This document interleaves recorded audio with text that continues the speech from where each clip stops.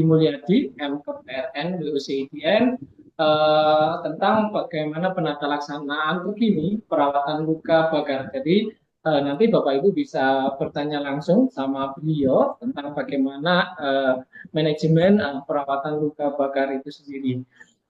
Pak Edi Mulyadi merupakan dosen Unersen Cutnyadin dan merupakan fasilitator community mental health nursing, dan beliaunya juga merupakan trainer dari Buker Indonesia.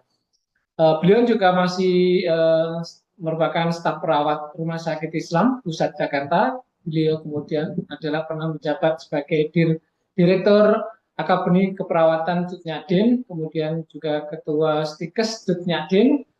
Dia juga Rektor Universitas Saint Cutnyadin, dan sampai saat ini beliau menjawab sebagai Presiden daripada WCCA, Trainer Indonesia ITN Program, dan di beliaunya adalah merupakan salah satu CEO Balai Healthcare dan di Langsar.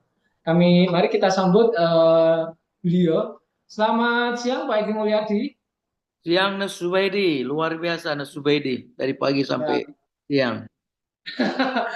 Terima kasih Pak Edi Mulyadi. Apa kabar nih Pak? Alhamdulillah, senang sekali bisa Oke, berjumpa Nes Zubaidi dan kawan-kawan di seluruh Nusantara tentunya. oke, oke.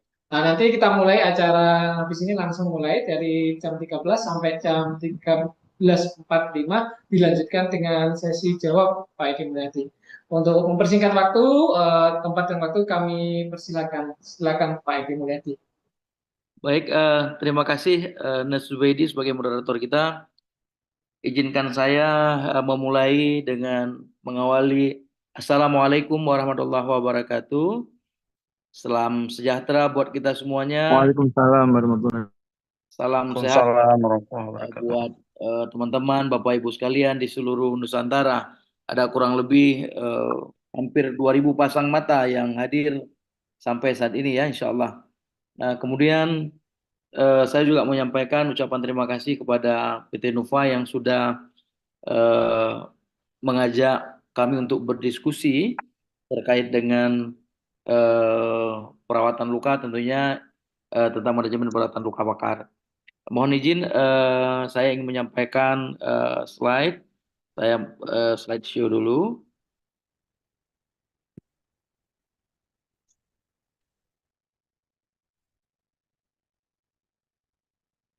Pak Nasubaidi, mohon izin nanti kalau seandainya suara saya hilang atau suara saya kurang jelas, mohon saya diberitahukan karena di tempat kita ini lagi kondisi tidak begitu baik karena hujan sudah 4 hari berturut-turut, bahkan di beberapa wilayah sudah tergenang banjir.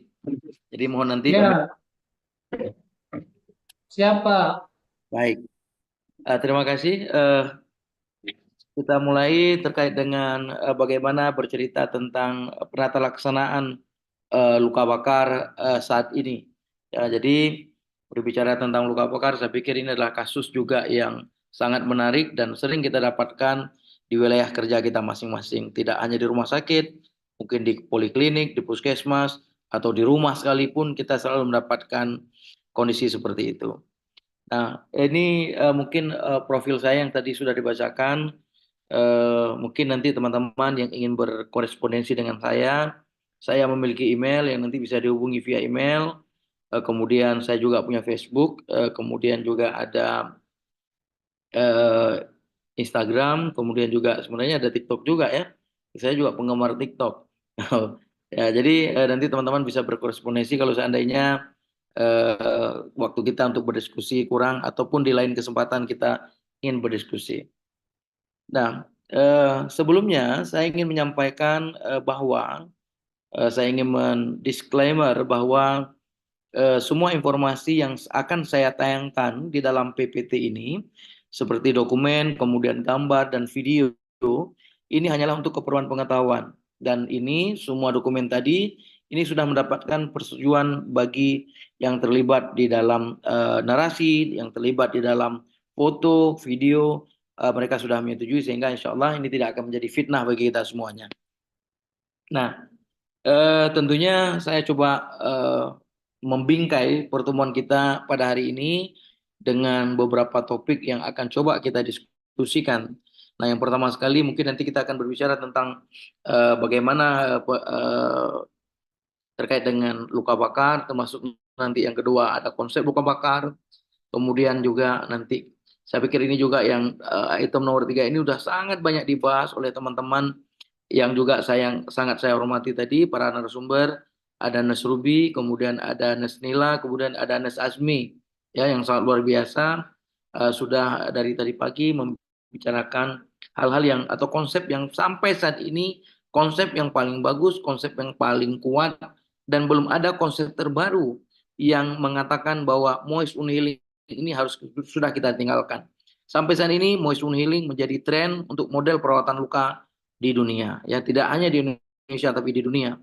Nah, kemudian juga ada beberapa case report, kemudian nanti kita coba akan menyimpulkan dan nanti kita akan tutup dengan mudah-mudahan dengan pertanyaan dan diskusi. Nah, Bapak dan Ibu sekalian, luka bakar sebenarnya ini sama pentingnya, sama prioritasnya dengan trauma-trauma pasien yang lain. Jadi kalau luka bakar ini jangan dianggap sepele, luka bakar ini juga jangan dianggap biasa ini kan luka akut, kan luka yang tidak terlalu penting, tidak. Jadi luka bakar ini merupakan luka yang sama prioritasnya dengan trauma-trauma pasien, dengan trauma yang terjadi pada pasien yang lain, ya. Jadi harus cepat ditangani, harus tepat, jangan cepat tapi nggak tepat. Ini bahaya juga. Jangan sampai lagi kita mendengar bahwa ketika ada yang luka bakar masih pakai oli di tangan, ya cepat ditangani tapi tidak tepat. Nah itu dia. Ketika luka bakar masih ada yang memberikan kuning telur misalnya di permukaan luka, ya.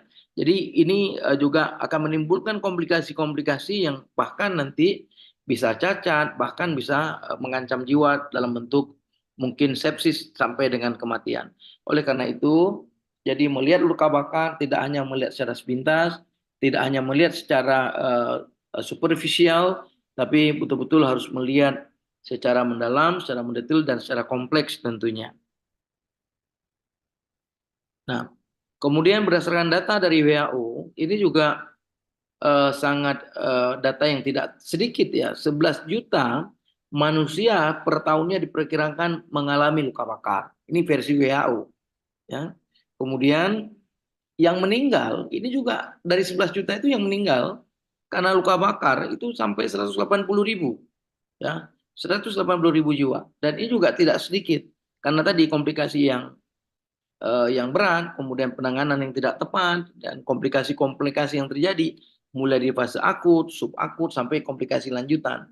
Karena luka bakar kita paham itu selalu berada pada tipe akut, subakut, kemudian tipe lanjutan. Nah, jadi di setiap tipe ini juga akan terjadi komplikasi-komplikasi yang membutuhkan penanganan yang up to date, penanganan yang akurat, penanganan yang baik, ya. Jadi tidak hanya melihat secara superficial luka bakar. Nah, kemudian di Indonesia sendiri WHO itu mengatakan lebih besar dari kematian tadi, ya. Jadi 195.000 per tahun masyarakat Indonesia itu mengalami luka bakar, atau insiden luka bakar di Indonesia itu diperkirakan oleh WHO setiap tahunnya itu mencapai 195.000. Nah, ini juga bukan angka yang sedikit untuk Indonesia.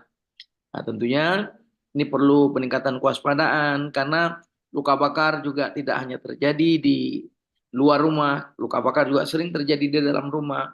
Kemudian luka bakar juga sering terjadi di jalan raya, bahkan sering terjadi akibat bencana alam, akibat bencana sosial misalnya peperangan dan sebagainya.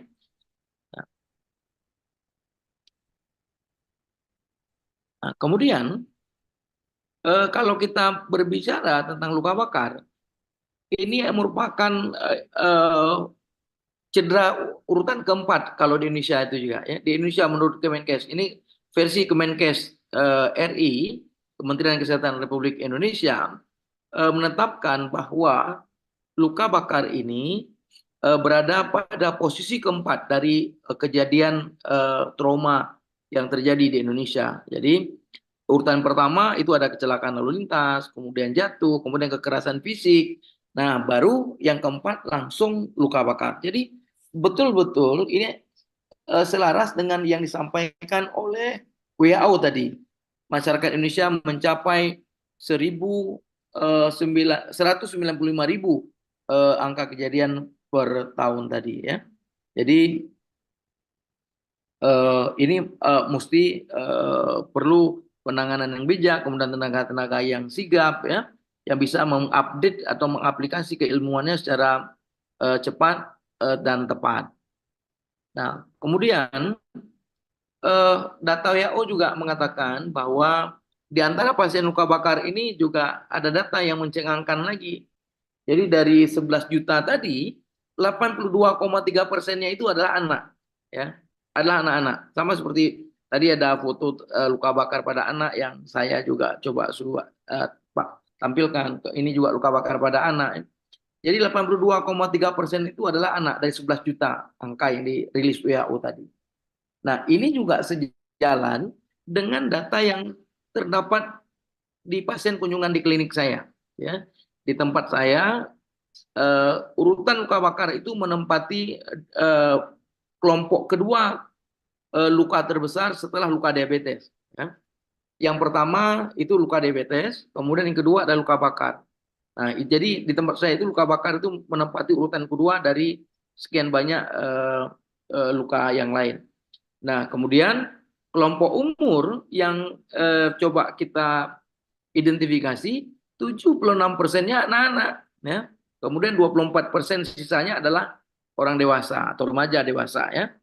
Nah, jadi 76% itu masih anak-anak. Nah, jadi ini fakta. Nah, kemudian lokasi kejadian luka bakar seperti saya katakan tadi ini sangat bervariasi. 73% ini ada di rumah ya. Kemudian 8% ada di industri. Sama seperti baru-baru ini kita mendapatkan kabar musibah yang terjadi di Plaza Glodok yang juga merenggut sampai 14 jiwa karena luka bakar akibat terbakarnya gedung apa namanya tadi plazanya, sehingga ini juga menimbulkan korban jiwa. Kemudian di jalan pun ini juga masih tinggi ya karena kecelakaan sehingga terjadi kebakaran ya fasilitas kendaraannya. Kemudian lain-lain bisa karena bencana alam seperti saya katakan tadi, bisa karena meledak bom ya, bisa karena misalnya karena ada peperangan tadi, atau bisa karena meletusnya gunung berapi. Ini juga menimbulkan masalah dengan luka bakar. Ini beberapa lokasi yang sering diidentifikasi menjadi tempat yang paling sering terjadi luka bakar. Nah, teman-teman, Bapak Ibu sekalian, berbicara tentang luka tidak enak rasanya kalau kita melewati apa fisiologi dari atau anatomi dan fisiologi dari kulit itu sendiri. Kita akan coba mereview bahwa kulit ini sebagai sebuah organ yang paling besar dari seluruh organ di tubuh manusia, ya, organ paling besar. Karena 16% dari total berat badan adalah kulit, 15 sampai 16% dari total berat badan kita adalah kulit, ya. Bahkan sepertiga aliran darah dari jantung itu dipompakan ke seluruh permukaan kulit yang ada di daerah tubuh kita. Nah, ada beberapa kepentingan proses fisiologisnya itu berlaku di sana sebagai organ yang paling besar. Jadi ada beberapa proses fisiologis yang harus dia jalani sebagai organ kulit tadi, ya. Yang pertama, kulit ini juga berfungsi sangat penting sebagai fungsi imunitas, ya, imunologi itu yang menjadi sangat penting. Nah, fungsi imunologi ini menjadi imunologi non spesifik pada kulit ketika ada mikroorganisme yang mencoba masuk. Ketika kita terpapar dengan alergen, kulit menjadi penahan pertama untuk mengeliminasi dari mikroorganisme atau zat-zat alergen yang akan masuk dalam tubuh. Jadi bayangkan ketika kulit kita tidak ada, berarti pertahanan itu akan berkurang. Semakin luas kerusakan kulit berarti semakin luas pula kejadian dan risiko infeksi yang akan terjadi. Karena di sana ada sel Pulau Langerhans ya yang akan bekerja untuk memproduksi juga limfosit yang mengatur pergerakan limfosit untuk memakan jaringan-jaringan yang tidak dibutuhkan, kemudian mikroorganisme yang ada di lapisan epidermis. Kemudian yang kedua, fungsi dari kulit itu sendiri adalah fungsi persepsi sensori. Ketika kita mendapatkan stimulasi, baik itu stimulasi yang menyenangkan atau stimulasi yang tidak menyenangkan, kita pasti akan merasakan, ya, akan merasakan sentuhan atau otak besar kita akan mempersepsikan ada sesuatu yang menyentuh di daerah permukaan kulit kita. Kenapa? Karena di permukaan kulit, terutama di daerah dermis, di lapisan dermis, itu ada banyak sekali sel-sel saraf perifer atau sel Merkel yang ada juga di bagian epidermis, ya, yang akan memberikan sensasi atau yang akan menangkap sensasi-sensasi yang ada pada daerah kulit untuk dibawa ke sel saraf pusat kita. Kemudian kulit juga berfungsi sebagai tempat termoregulasi. Nah, ini juga menjadi sangat penting kita katakan. Jadi jangan biarkan pada saat kita merawat pasien luka bakar akan terjadi penurunan suhu tubuh. Karena tadi semakin luas fungsi kulitnya hilang, semakin luas daerah kulit yang hilang berarti semakin besar pula kondisi penahan atau pengatur suhu itu terganggu. Jadi fungsinya juga akan semakin menurun, salah satunya termasuk untuk pengatur suhu. Walaupun kita tahu bahwa kulit bukan termostat, bukan pusatnya. Pusat termostat kita atau pengatur suhu adalah hipotalamus. Tetapi kulit punya peran dengan cara melebarkan pembuluh darah dan melakukan vasokonstriksi pembuluh darah atau dengan cara meningkatkan kerja kelenjar keringat atau kelenjar ekrin untuk melepaskan atau untuk menahan keringat kita. Nah, untuk meningkatkan metabolisme dari kelenjar-kelenjar tersebut atau menurunkan metabolisme dari kelenjar-kelenjar tersebut. Oleh karena itu, ketika kita melawat pasien luka bakar, jangan biarkan pasien luka bakar itu terlalu lama terekspos dengan lingkungan yang memberikan dampak untuk terjadi penurunan atau penurunan dari suhu tubuhnya, ya, atau hipotermia.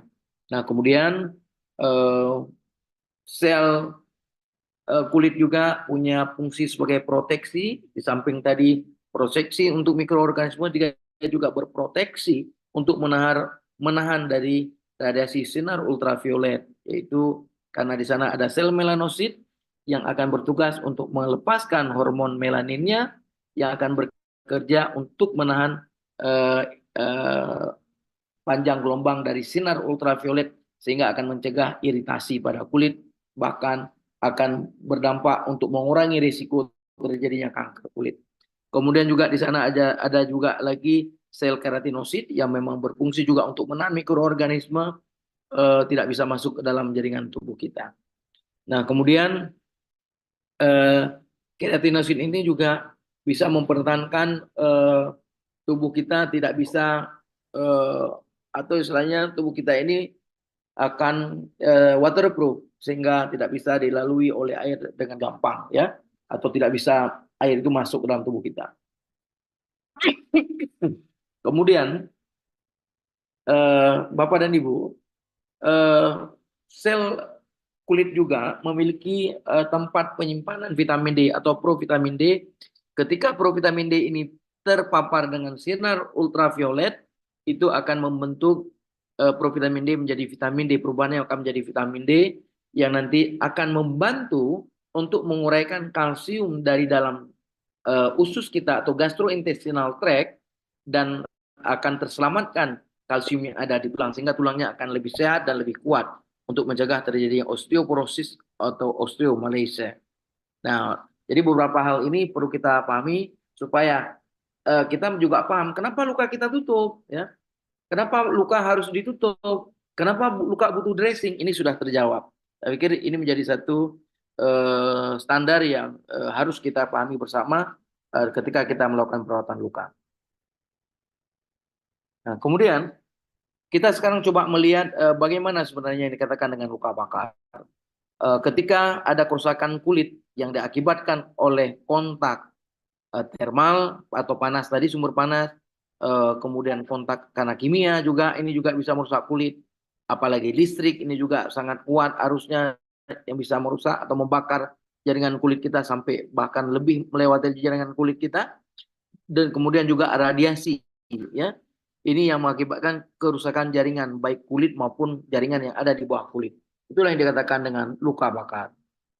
Nah, penyebab luka bakar atau penyebab terjadinya luka bakar tadi sudah dikatakan termal. Termal sumber dari api. Jadi yang paling besar memang api dan cairan uap panas, ya. Nah, kalau berbicara api pasti uapnya pasti panas, kemudian uap air atau uap panas juga atau cairan itu juga menjadi persentase yang lebih besar juga, itu 30%, masing-masing 30%.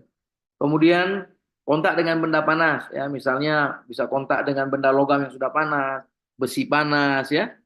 Nah, kemudian juga bisa karena tersengat listrik 15% atau karena lain-lain, bisa misalnya karena tadi faktor-faktor lingkungan, ya, karena meledaknya Gunung Merapi, kemudian juga meledaknya bom misalnya. Ini juga menjadi penyebab yang dikategorikan dalam lain-lainnya 15%. Dan saat ini sangat banyak kita lihat juga kasus-kasus penyiraman air keras atau cairan kimia yang digunakan untuk disiramkan ke orang-orang yang mungkin sedang berkonflik. Nah, ini juga angkanya juga sangat tinggi, 15%.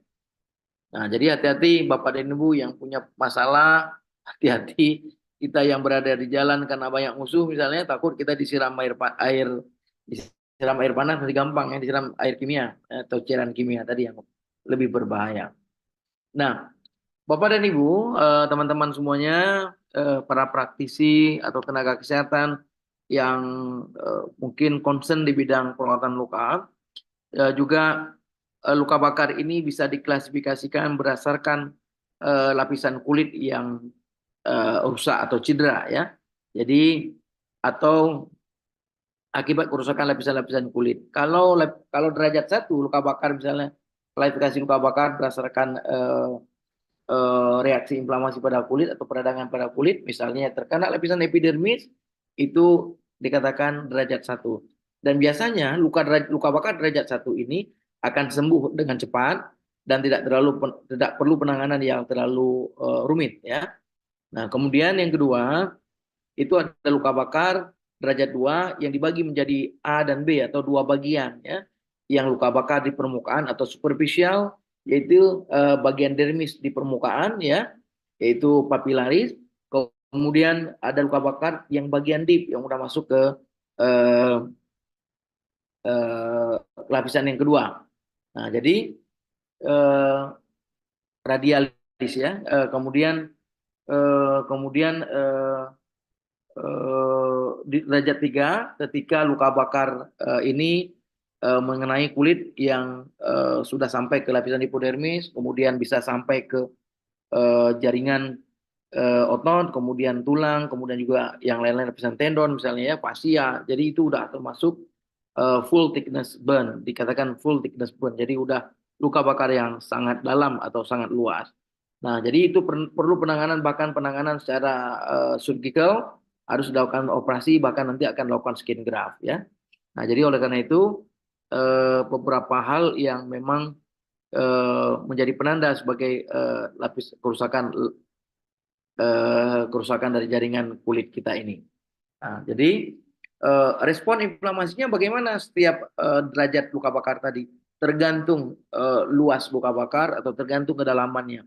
Semakin dalam luka bakarnya atau semakin luas luka bakarnya, berarti respon mediator kimianya juga semakin luas. Dan peningkatan, kita tahu bahwa tadi sudah diceritakan juga oleh para narasumber, ketika terjadi proses inflamasi, dan ingat proses inflamasi ini adalah fase akut, di mana merupakan fase awal untuk proses penyembuhan. Nah, inflamasi masih fisiologis, kurang dari 6 hari masih fisiologis, dengan tanda-tanda klasik, rubor, kalor, dolor, dan tumor, karena akibat perpecahan mediator kimia, histamin, bradikinin, serotonin, dan prostaglandin, yang akan mengakibatkan dilatasi pembuluh darah dan peningkatan permeabilitas kapiler. Dan disinilah kita harus berhati-hati sekali pada tahap inflamasi atau pada fase akut terhadap kejadian kehilangan cairan yang berlebihan, terhadap risiko terjadinya shock dan gangguan fungsi organ. Nah, itu jadi harus betul-betul kita waspadai.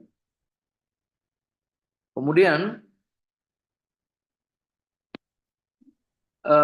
luas luka bakar juga bisa dikategorikan berdasarkan total body surface area. Jadi luas area tubuh yang terkena.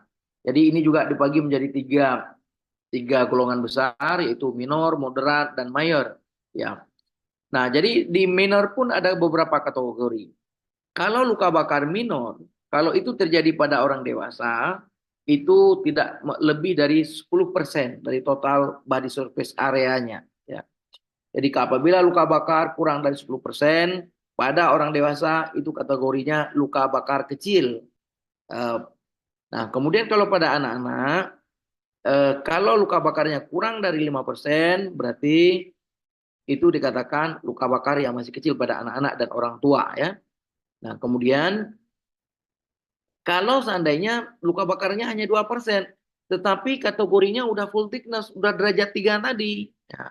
Jadi kalau sudah derajat 3, nah itu walaupun baru 2% atau kurang dari 2%, itu udah dianggap luka bakar minor. Jadi nggak perlu 5 pada anak-anak, 10 pada dewasa. Jadi kurang dari 2% saja udah dianggap itu menjadi luas luka bakar yang minor.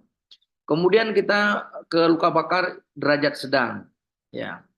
Kalau derajat sedang itu apabila luka bakar antara 10 sampai dengan 20% dari total body surface areanya.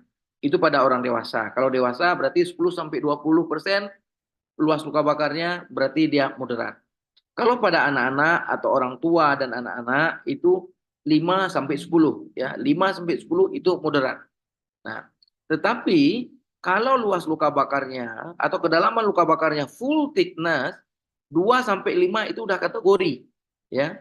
Kurang dari 5 itu udah kategori moderat. Kalau full thickness sampai 2 tadi udah kategori full thickness, itu udah luka bakar yang moderat. Atau ditambah lagi ada cedera inhalasi. Luka bakarnya cuma 5% ya, tetapi ada cedera inhalasi, itu juga moderat.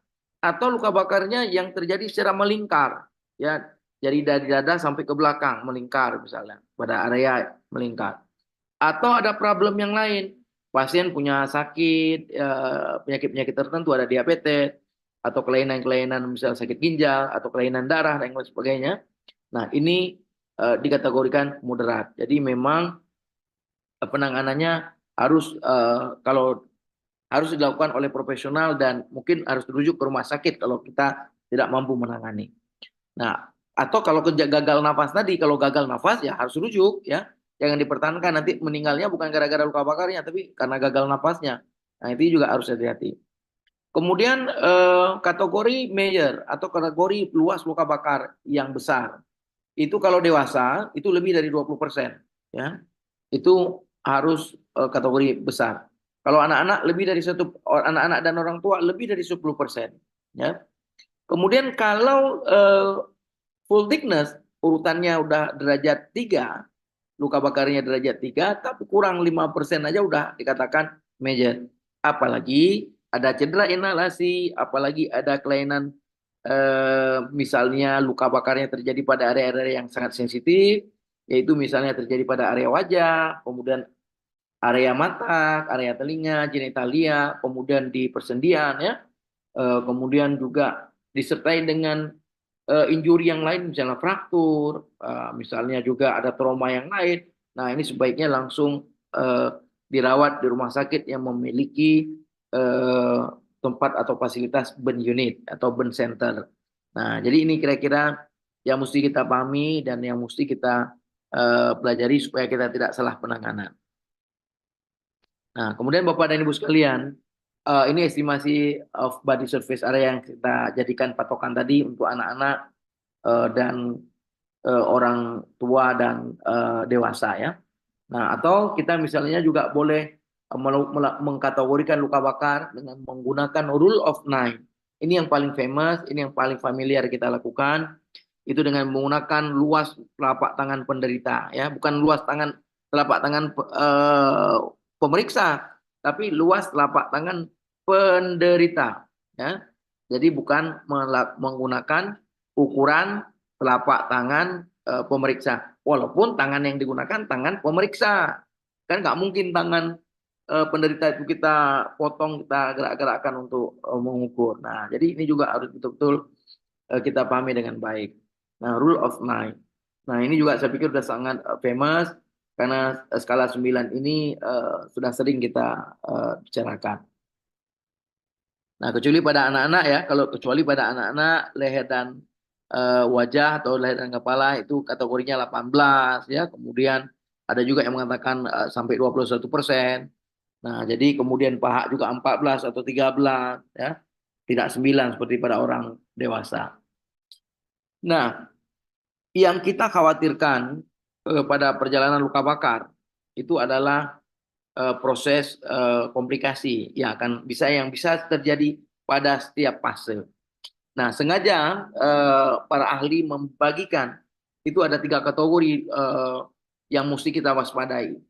Nah, misalnya fase yang pertama 0 sampai 48 jam atau paling lama 72 jam itu kita harus betul-betul mengoreksi tentang kegawat daruratan sistem pernapasan atau kestabilan hemodinamik tubuh pasien, ya.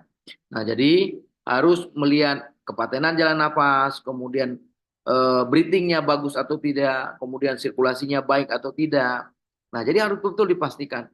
Karena pada fase akut ini, karena akibat luka bakar ya mengenai bisa saja mengenai area saluran pernapasan atau bisa saja karena terhirup CO sehingga terjadi edema laring, kemudian juga bisa mengakibatkan gagal nafas. Ini akan menjadi penyebab kematian pertama di tahap awal. Ya. Di tahap awal ini juga yang kita takutkan. Di tahap awal ini juga kita khawatirkan akan terjadi shock, ya, hipovolemik. Ya. Nah, ini akan berlaku atau 21 hari ini kejadian ini. Jadi makanya harus betul-betul diwaspadai. Ya, yaitu bisa terjadi 2 kondisi yaitu SIRS dan MODS, ya. SIRS adalah Systemic Inflammatory Response Syndrome.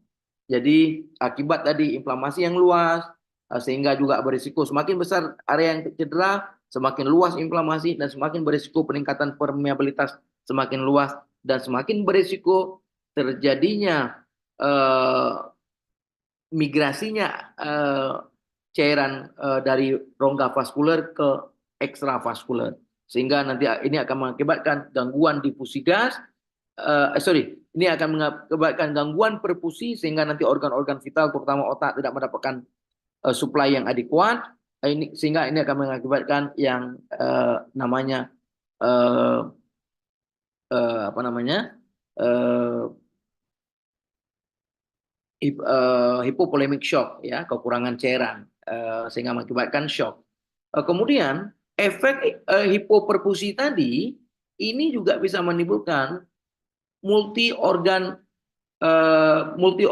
dysfunction syndrome. Jadi organ-organ juga bisa berisiko terjadi gagal. Salah satunya adalah misalnya paru-paru, salah satunya juga ginjal, kemudian gangguan fungsi hati. Nah, oleh karena itu, nah pada fase subakut ini juga harus betul-betul dievaluasi, ya.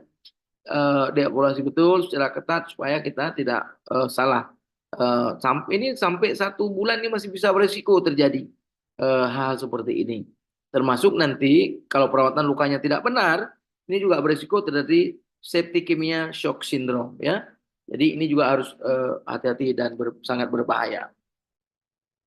Nah, kemudian pada fase lanjut juga masih terjadi resiko komplikasi di mana akan terjadi gangguan mobilitas fisik akibat atau kekakuan pada sehingga ini merupakan dampak yang baik bagi pasien baik secara personal maupun nanti dari sisi sosial atau psikososialnya, ya. Jadi nanti akan mengalami gangguan fungsi harga diri menjadi tidak adekuat.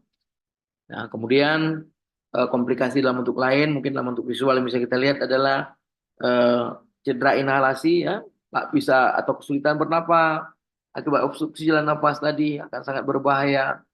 Kemudian kontraktur karena tadi pergelangan tangan tidak pernah kita gerakkan ketika kita membandage atau ketika kita melakukan balutan, ya tidak kita menganjurkan tangannya untuk digerakkan sehingga kaku, atau tidak kita menganjurkan posisi pasien harus dalam posisi anatomis. Nah, kemudian juga tadi low temperatur, ya, kehilangan suhu tubuh ini juga berbahaya. Kemudian infeksi baik itu dari sumber luka atau bisa juga infeksi dari saluran pernapasan atau infeksi di saluran pernapasan akibat imobilisasi, akibat bed rest, ya, bisa pneumonia dan lain sebagainya. Nah, kemudian juga bisa kekurangan volume cairan tadi sudah kita katakan. Kemudian bisa terjadi, nah ini yang paling sering ditakuti adalah bisa terjadi hypertrophic scar, atau juga bisa terjadi keloid, ya, kalau seperti ini keloid, ya, atau hypertrophic scar. Dan bisa juga menimbulkan tetanus. Nah, jadi ini harus betul dilakukan penanganan yang tepat dan cepat. Nah, Bapak dan Ibu, tentunya juga ini kita harus pahami dengan baik bahwa Jackson, ini seorang pakar tentang perawatan luka bakar, menetapkan ada the Jackson Burn Wound Model. Bagaimana menentukan ada 3 area penting yang harus kita lihat pada kondisi luka pasien. Yang pertama sekali, luka ketika sumber api utama lengket di daerah itu namanya zona koagulasi, di mana akan terjadi kerusakan jaringan, bahkan bisa menimbulkan, bisa terjadi kerusakan secara permanen. Apabila tidak reperfusi dengan cepat, akan terjadi kerusakan yang permanen, dan ini menjadi daerah yang paling parah, ya, zona koagulasi ini yang paling parah terjadi. Nah, zona koagulasi, kita lihat ada kematian jaringan, ya. Nah, kemudian di sampingnya lagi akibat radiasi pertama panas tadi atau radiasi kedua, tingkat radiasi kedua itu namanya zona iskemia atau zona statis. Berhenti aliran darah atau menurunnya aliran darah akibat vasokonstriksi yang terjadi, sehingga akan juga mengalami hiperperfusi. Tapi hipoperfusi ini akan segera teratasi ketika ada reperfusi. Aliran darah bisa ditingkatkan kembali, pertolongan cepat dihadirkan, sehingga itu akan cepat terjadi perbaikan jaringan, ya. Ini zona yang kedua. Sedangkan zona yang ketiga ini hanya serpihan, kalau kita katakan. Ini cuma hiperemia, dia hanya mengalami kemerahan akibat radiasi yang paling jauh dari sumber panas tadi. Nah, ini biasanya tidak akan mengalami kerusakan yang lebih luas dan bahkan akan segera bisa diperbaiki. Jadi The Jackson Burn Wound Model ini akan memberikan pemahaman kepada kita bagaimana penggunaan dressing yang akan kita gunakan nanti. Nah, jadi ini menjadi sangat penting untuk melihat area-area ini. Mengingatkan, Mas, 2 menit terakhir. Berapa? 2 menit terakhir, Pak. Oh ya, oke. Baik, 2 menit terakhir. Jadi ada beberapa tujuan dalam perawatan luka bakar. Yang pertama, mengurangi rasa nyeri, ya. Tetapi ingat, jangan sampai di fase awal kita memberikan obat-obat anti nyeri dengan golongan steroid dan obat-obat anti inflamasi non steroid. Nah, ini kenapa? Karena ini akan menurunkan daya tahan tubuh dan akan merusak proses inflamasi. Padahal inflamasi tadi dibutuhkan untuk proses penyembuhan. Nah, jadi pilihlah pilihlah anti nyeri. Mungkin nanti kita rekomendasi kepada dokter analgesik yang memang tidak mengandung tidak golongan steroid dan obat anti inflamasi non steroid, karena itu juga akan mengganggu sistem penyembuhan tubuh. Nah, tetapi kalau memang masih bisa melakukan non farmakologi, lebih bagus kita lakukan. Kemudian pencegahan infeksi dengan penggunaan dressing yang tepat dan pengawasan luka yang adekuat, ya, dengan mencuci, kemudian melakukan perawatan, penggunaan dressing yang sesuai dengan kebutuhan. Kemudian tahap penyembuhan luka juga ini harus kita sesuaikan. Kalau misalnya ada jaringan yang tadi sudah sepakati, jadi bagaimana mempertahankan supaya dia jaringan tetap granulasinya cepat, kemudian sampai epitelisasi, kalau perlu debri demang, lakukan debri demang. Ini ada satu video yang coba saya putarkan. Ini tragis sekali, anak luka bakar ini sudah sering. Ini sudah dirawat 3 bulan lebih, ya, mulai dari rumah sakit, dan di rumah tidak diberikan dressing yang tepat. Jadi dibuat terbuka, kemudian supaya nggak hinggap lalat, kebetulan di punggung lukanya sehingga dipasang kelambu seperti ini. Anaknya duduk seperti ini. Kalau tidur dia tengkurap seperti ini. Kasihan sekali. Nah, sebelum kita tangani ya. Ini contoh penanganan yang tidak. Padahal pasien ini pasien dari salah satu tempat pelayanan besar atau rumah sakit ya. Nah, kemudian tadi ini saya pikir saya nggak perlu bahas lagi bahwa konsep perawatan luka yang akan kita gunakan tetap konsep perawatan luka Jos de Winter yang memang dari 1971 sudah dipublish dan ini tulisan Jos de Winter ini atau Jos David de Winter ini menjadi sebuah landasan teori dasar untuk pengembangan aplikasi moist wound healing bagi teknologi untuk perawatan luka saat ini yang digunakan oleh para ahli. Nah, jadi saya tidak perlu berlama-lama lagi. Tadi sudah diberitahukan ini Jos de Winternya.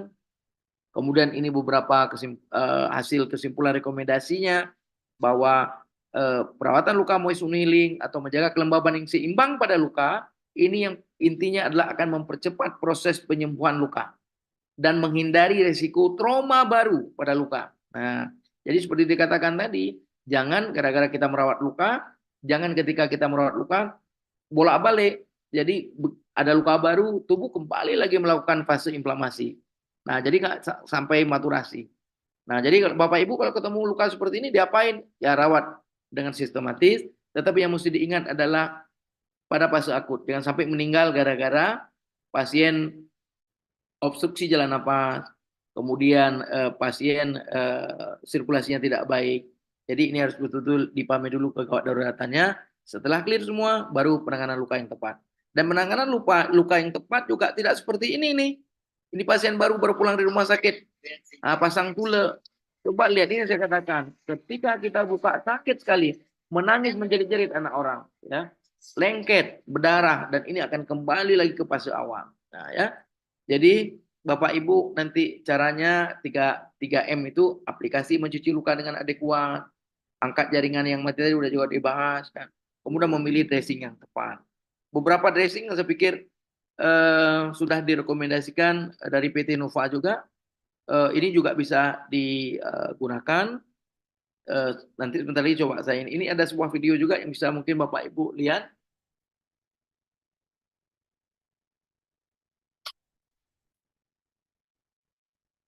Nah, ini juga seorang anak yang ini pasca rumah sakit ya. Nah, kita mencuci luka tadi menggunakan wound irrigation spray dari Nucimed ya. Nah, kemudian kita juga pakai zinc creamnya. Cerita tentang kita bisa jarang. Nah, jadi ini coba lihat nih luka bakar udah 4 hari di rumah sakit, tapi masih masih banyak tropeng ya, eskar. Nah, kenapa? Karena nggak dibelut, nggak dibungkus, nggak dijaga kelembabannya. Tapi ketika kita jaga kelembaban, ketika kita menjaga nah, ini kemudian di dalam punggung juga seperti ini masih banyak eskar ya, harusnya ini udah lepas. Kita pakai juga zinc cream. Tadi pembahasan secara teoritis zinc creamnya sudah dibahas oleh para pembicara yang lain. Nah, kemudian kita lembabkan ya. Oke. Kemudian kita juga gunakan tubular bandage untuk sebagai fiksasi, kemudian juga untuk memberikan kompresi untuk menghindari terjadinya atau untuk mencegah terjadinya hipertrophic scar atau keloid ya. Salah satu yang perlu diperhatikan pada luka bakar. Nah, ini tubular bandaging. Kemudian di daerah kepala ini masih sangat dalam.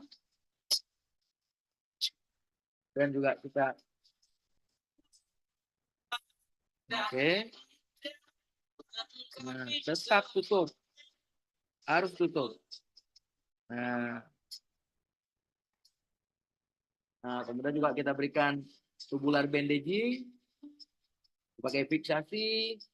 Kemudian juga estetikanya juga main ya. Kemudian juga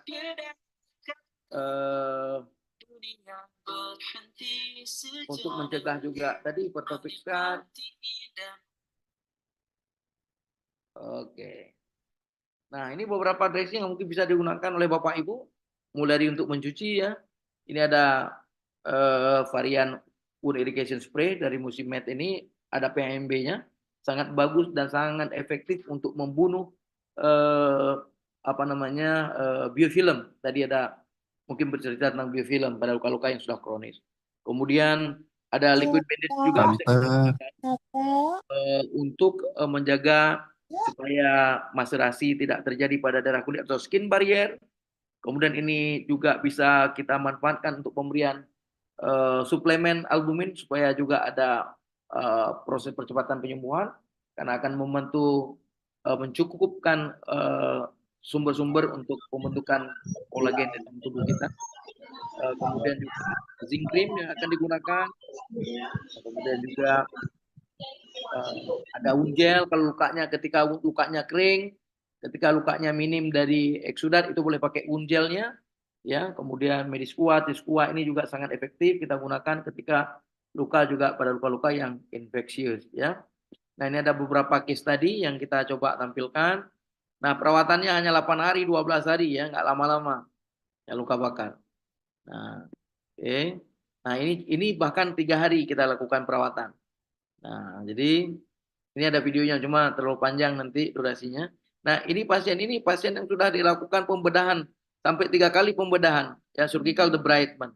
Kemudian keluarga bawa pulang ke rumah, kemudian diberikan ramu-ramuan, kemudian jadi seperti ini ya jadi SK, kemudian kita lembabkan menggunakan zinc cream. Nah, hasilnya granulasi bagus dan proses penyembuhan terjadi walaupun agak lama memang.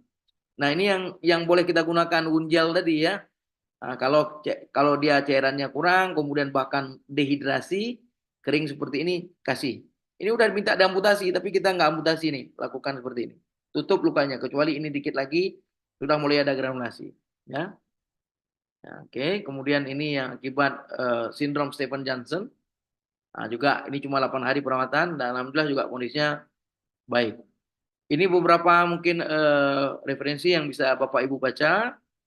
Dan terima kasih saya ucapkan atas perhatiannya. Alhamdulillah saya kembalikan kepada Mas Zubaidi sebagai moderator kita untuk kita mungkin bisa diskusi. Saya akhiri. Assalamualaikum warahmatullahi wabarakatuh. Waalaikumsalam warahmatullahi wabarakatuh. Warahmatullahi wabarakatuh. Panjang lebar materinya. Mudah-mudahan materi yang luar biasa ini dari Mas Edi bisa bermanfaat buat Bapak Ibu semua. Bapak Ibu semuanya, nanti ada 3 pertanyaan, kami persilakan untuk resen yang berkenan bertanya sama beliaunya tentang berkaitan sama perawatan luka, terutama yakni untuk luka bakar. Kami persilakan Bapak Ibu yang mau berkenan untuk bertanya. Ya, mau bertanya ini Pak. Mau bertanya dari Mohon maaf, dengan Bapak siapa? dengan Awaludin di Majene, Sulbar. Oh, Pak Waludin ya, silakan Pak Waludin. Salam Pak Edi.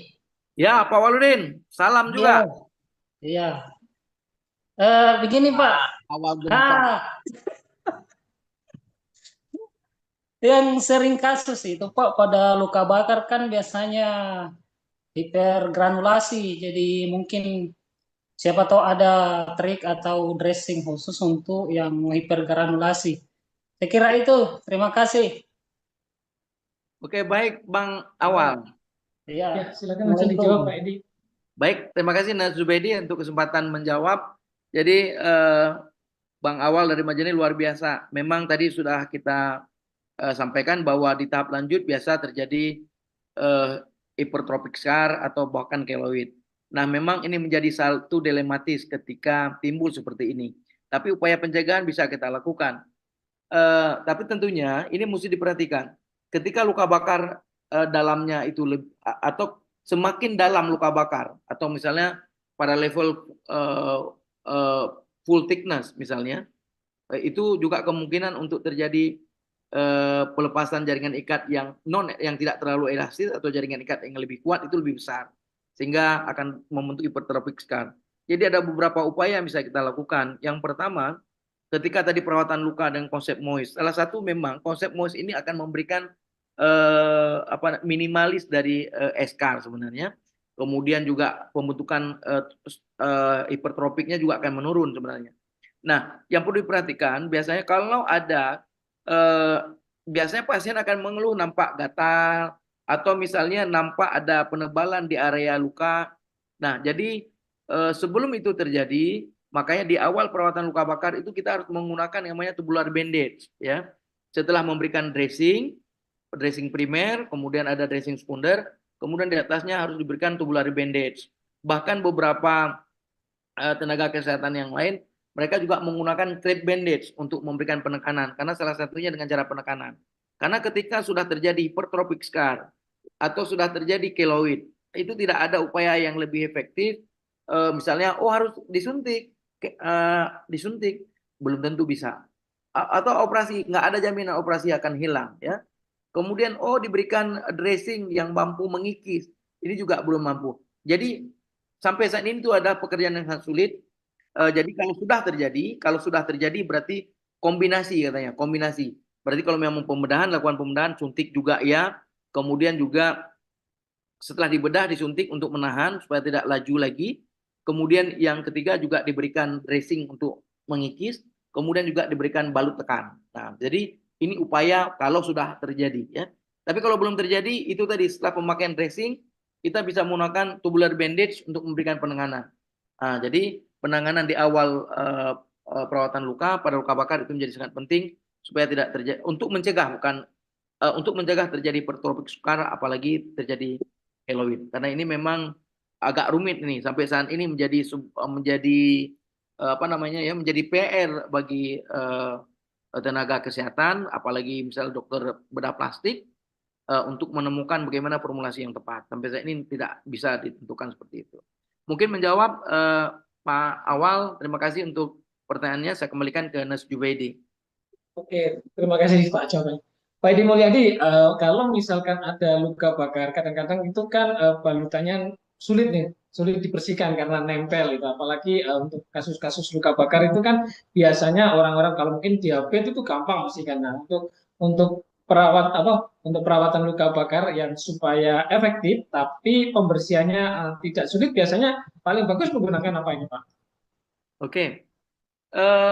Saya pikir kalau seandainya kita sudah menggunakan kepada dressing yang memang formulasi dressing modern, yang memang non traumatik, dia tidak menimbulkan nyeri, nyaman digunakan, seperti beberapa produk dari Nova juga yang saya tampilkan tadi, itu saya pikir tidak rumit untuk dibersihkan, ya. Tetapi kalau yang seperti di video yang saya tampilkan tadi, itu masih menggunakan yang tule atau yang jaring-jaring itu, atau bahkan berani nempel kasa, itu yang membuat pasien itu seperti kalau kita pernah menyaksikan film G30 SPKI, begitulah rasanya Bapak.